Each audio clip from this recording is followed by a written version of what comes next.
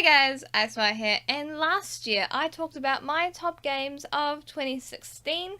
If you want to see that video, I'll link it in the description below so you can see my picks, as well as linking it at the end of the video. Well, guess what time of the year it is? There have been a lot of games released this year, some good, some bad, and others rather questionable. But today I'm going to be talking about my fave games of the year, so buckle up and sit down and yeah, let's just get right into the list. Starting off with number 5. Life is Strange was a game that took me by surprise, and Before the Storm is no different. Developed by Deck 9 with Dontnod's blessing, Before the Storm follows Chloe Price, a beloved blue-haired punk, and the hardships she had to deal with 3 years prior to the events in Life is Strange. Now, I was rather apprehensive going into Before the Storm, but the experience I had pleasantly surprised me.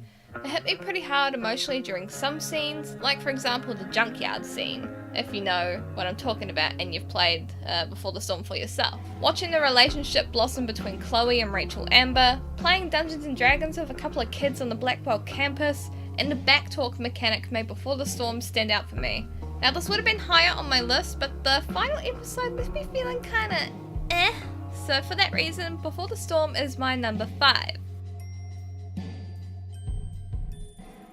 Night in the Woods is an indie game developed by Infinite Fall, and it tells the story of May, a college dropout who returns to her hometown only to find that it's not quite what she remembered. Things have changed, stores she loved have closed down, and her friends are all planning out their adult lives and, well, adulting. For me, playing this game hit me in the feels quite a few times, as I found myself relating to May many times, whether it's because of an awkward social interaction, things she said, or just her overall circumstances in general. Hanging out with her friends was also quite enjoyable for me. Her best friend Greg was by far my favourite to hang out with due to his carefree, happy-go-lucky nature. Also, crimes. Along with that, everyone is an animal. Like literally everyone. Don't ask me why, I have no clue. There's also some spooky moments in this game too, like May's recurring dreams, and without spoiling much, a strange figure who appears within the story. Did I also mention everyone is an animal? Because seriously, what the heck?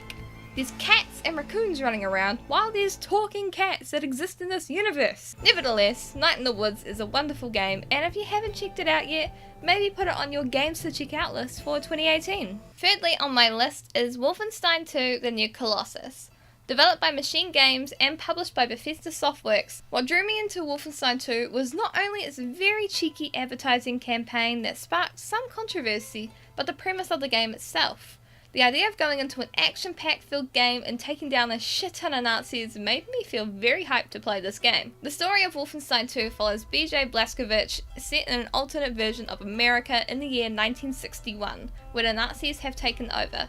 You're on a mission to recruit resistance leaders, well, those who are left anyway. Not only did I find the story immersing, but I enjoyed the light-hearted moments in between. Anya and BJ being affectionate towards each other, Grace's take no shit attitude, Sigrun's general cinnamon rollness, and Wyatt's constant tripping of the balls thanks to his little bud known as LSD. And even though I sucked big time at stealth and getting through a few of the areas, the combat was really fun as well. Plus the guns. Oh my god, the guns, guys. My favourite is the Stockhammer. That gun, oh man, I love it so much. It's such a good gun. So for these reasons, Wolfenstein 2 The New Colossus makes it onto my list of top 5 favourite games of 2017. As the years go by, we're seeing a surge in female protagonists in video games, and Horizon Zero Dawn adds to the roster of badass ladies.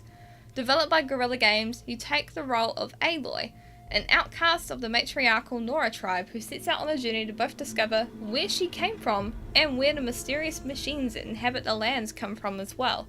I really liked Ashley Birch's performance as Aloy.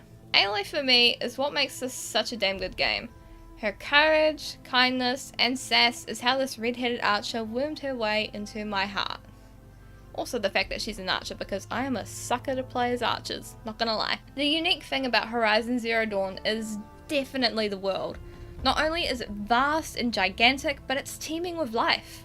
The cities and settlements are bustling with people and different cultural differences depending on the region. Outside of these cities and settlements, the lands are filled with multiple types of machines and even smaller creatures just coexisting with each other.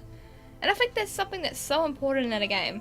Lively worlds to explore makes the experience so much better and much more immersive.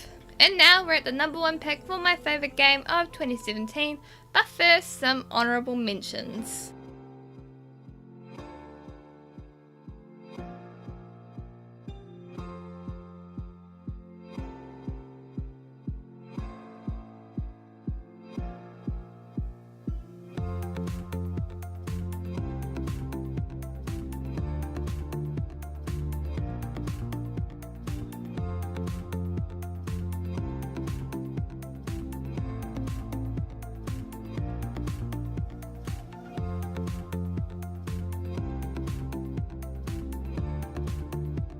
Now those honourable mentions are out the way, let's bring on the number 1 pick for me personally.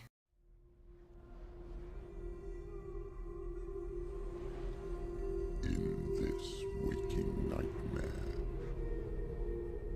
where all dreams come true. If any of you have been following me for a while, you'll know that I have been singing high praises of Hellblade: Senua's Sacrifice, and deservedly so. Developed by Ninja Theory, Hellblade follows the story of Senua, a Celtic warrior battling with psychosis and the loss of her lover Dillion, who was sacrificed during a Viking raid on their village to Hela, the goddess of death. So to save his soul, Senua must test herself and embark on a journey to Helheim to fight for his soul. This is my game of the year for so many reasons. The story was gripping, intense, and very, very emotional. The performance of Senua by Melina Juergens, who won Best Performance at the VGAs this year despite never having acted before, was brilliant, and I cannot express how much I loved her portrayal of Senua. She freaking nailed it. I have not felt so emotionally invested in a video game character for quite a while, since The Last of Us came out, as I have with Hellblade and Senua. The topic of mental health was handled with so much care as well, and that's something I truly appreciate. They worked with multiple people, including professors, psychologists, and a recovery group to really nail the representation of psychosis in Hellblade. In fact, the first opening credits that you see in this game isn't the name of the company or developers that made this game, it isn't any of that, it's actually the professors that helped, with this game, which I think is really awesome. And let's not forget the sound in this game. The binaural audio was an amazing touch, and it really gave me this deeper sense of immersion, hearing these voices speaking to me as if they were right by my ear and circling around me. Overall, I have played a lot of games this year, but none have hit me as hard emotionally as Hellblade: Senua's Sacrifice. I was in awe of the story I got to experience. By the end of it, I was just crying and just astonished at how amazing the story was. And that is why it's my game of the year for 2017. And that is my top 5 games of the year for 2017. I'd love to know what you think of my list. Let me know your thoughts down in the comments below. Do you share any of the same picks as I do? Are yours different? What is your top 5 games of this year? And if you like this and you're new here, be sure to hit the subscribe button. And also give this a like, because it really does help out, given the current state of YouTube. If you happen to like what I do on this channel, consider supporting me on Patreon, as it fuels the growth of my content's quality and the variety and production of said content that you guys get to see on this channel. And as always, it is Icewire signing off, and I'll see you introverts later next time on the channel. Have a lovely day / night wherever you are in the world. Bye!